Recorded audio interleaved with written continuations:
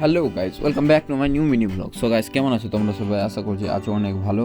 So guys, আজকে চলে এসেছি আবারও ওয়েডিংয়ের ডে 3 মিনি ব্লগ নিয়ে। সামনে যেটা মিনি ব্লগ দেখেছিলে সেই লোকেশানেই আমাদের কাজ ছিল, তো সেই লোকেশানে আবার চলে আসলাম আমরা কিছু কাজকর্ম নিয়ে।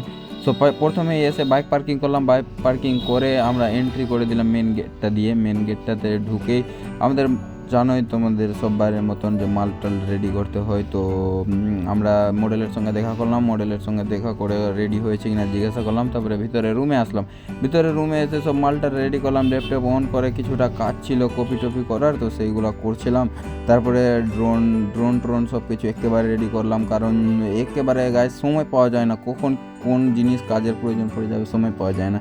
তো আমাদের আজকে মেহেন্দি শ্যুট ছিল, কারণ হলুদের শ্যুট তার আগের দিন হয়ে গেছিলো, কিন্তু মেহেন্দি শ্যুটের সময় পেয়েছিলাম না। রাত প্রায় অনেক হয়ে গেছিলো, 2টো থেকে 3টা বেজে গেছিলো শ্যুট করতে করতে। তো ভাবলাম যে কালকে সকালে কভার করে নিব।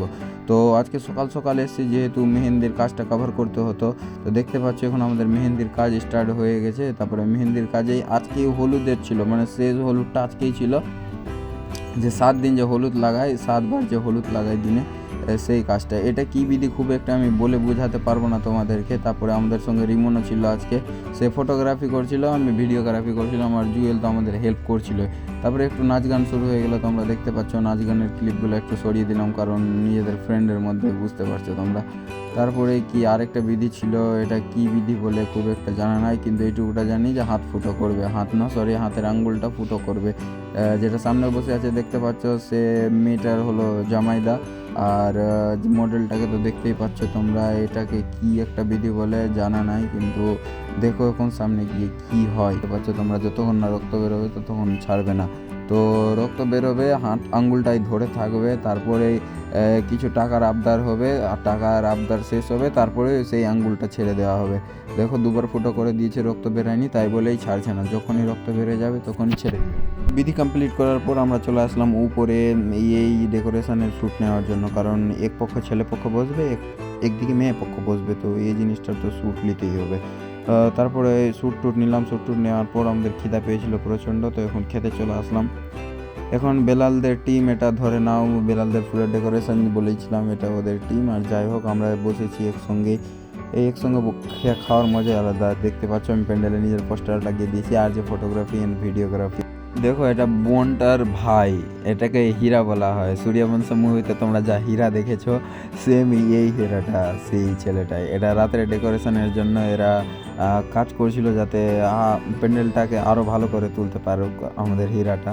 তারপরে কি আমাদের মডেল রেডি হয়ে গেল। মডেল রেডি হওয়ার পর আমরা রুমে নিয়ে চলে আসলাম কিছু ফটোশ্যুট করতে, পোর্ট্রেট ফটোশ্যুট করতে। যাই হোক, যাই বলা যাক, কিন্তু এটা গাইজ ইনডোরে ফটোশ্যুট করার মজাই আলাদা। তোমরা যা ক্লিপগুলো দেখতে চাও অবশ্যই কমেন্ট করো, আমি তোমাদেরকে অবশ্যই শেয়ার করব। আর শেয়ার না করলেও কিছুদিন পর পোস্ট হবে, তোমরা দেখতে পেয়ে যাবে অবশ্যই। সো গাইস, আমাদের ইন্টারভিউ শ্যুট কমপ্লিট হয়ে গেলো। ইন্টারভিউ শ্যুট কমপ্লিট করে আমরা নিয়ে চলে আসলাম স্টেজেরও কিছু ফটোশ্যুট অ্যান্ড ভিডিও শ্যুট ছিল। তো আমাদের কাজকর্ম আবার শুরু হয়ে গেলো। আমাদের স্টেজে আমাদের কিছু সিনেমেটিক শ্যুট আগেই বের করতে হতো, সিনেমেটিক শ্যুটের পর সিনেমেটিক ভিডিও কিছুটা বের করতে হতো। তো স্টেজে সেরকম মানুষ ছিল না, আমি স্টার্ট করে দিলাম নিজের কাজকর্ম। কিছুটা কাপল ফটো শ্যুট করার ছিল, তো আমি কাপল ফটো স্টার্ট করে দিলাম। দেখতে পাচ্ছ তোমরা, এখন কাপল ফটো শ্যুট হচ্ছে। আমি তাদেরকে পোস্ট চেঞ্জ করতে বলছিলাম, তারা পোস্ট চেঞ্জ করছিল, আমি ঠিকঠাকভাবে ফটো বের করছিলাম।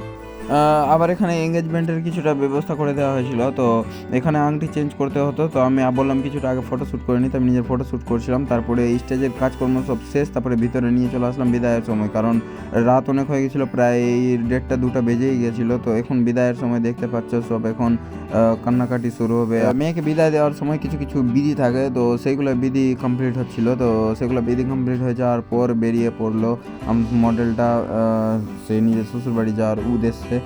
তো আমরা নিজের ভিডিও ক্লিপগুলো বের করছিলাম। তারপরে শেষ মুমেন্ট, গাইজ তোমরা শেষ মুমেন্টের সিচুয়েশনটা বুঝতেই পারো কেমন কি। তবুও আমরা নিজের ভিডিও ক্লিপগুলো বের করছিলাম। প্রায় রাত হয়ে গেছিলো অনেক। দেখতে পাচ্ছ এখন রাত প্রায় বাজে তোমার গিয়ে 1টা 1:30 প্রায়। কারণ এদের বিয়ে লেট নাইটেই এসেছিলো। তো আমাদের কাজ বিদায় তো হয়ে গেল, আমাদের কাজ শেষ। তারপরে রিমোরা নিজের ডেকোরেশনের মাল গোছাচ্ছিল, আমি নিজের স্টেজে গিয়ে সব পোর্টাল লাইট টাইট সব কিছু গোছালাম, গুছিয়ে আবার রুমে আসলাম। রুমে অনেক মাল ছড়ানো ছিল, সেগুলো মালগুলা বের করলাম। বের করে আমি কিছুটা মাল কপিতে দিয়ে দিয়েছিলাম, কারণ গাইজ ডেটার অনেক ঝামেলা, যদি ডেটা এদিক ওদিক হয়ে যায় তো মাথা কাজ করা বন্ধ করে দেয়। তো আমি নিজের কাজ টাজ কমপ্লিট করে মালটাল গুটিয়ে বেরিয়ে পড়লাম ওয়েডিং লোকেশানে। তো জুয়েলরা আগেই অনেকগুলো মাল নিয়ে চলে এসেছিলো, আমার কাছেও কিছুটা মাল ছিল। তারপরে দেখো আজকে আমাদের সঙ্গে এরাই ছিল সব, এরা অনেক হেল্প করেছে, অনেক হেল্প।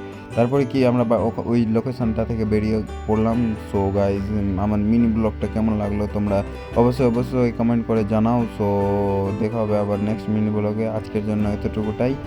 সো দেখতে পাচ্ছ শেষ মুমেন্টে বলে দিই, বেলারা কিন্তু আমাদেরকে ছাড়তে গেছিলো বাড়ি পর্যন্ত। So guys, tata, bye bye.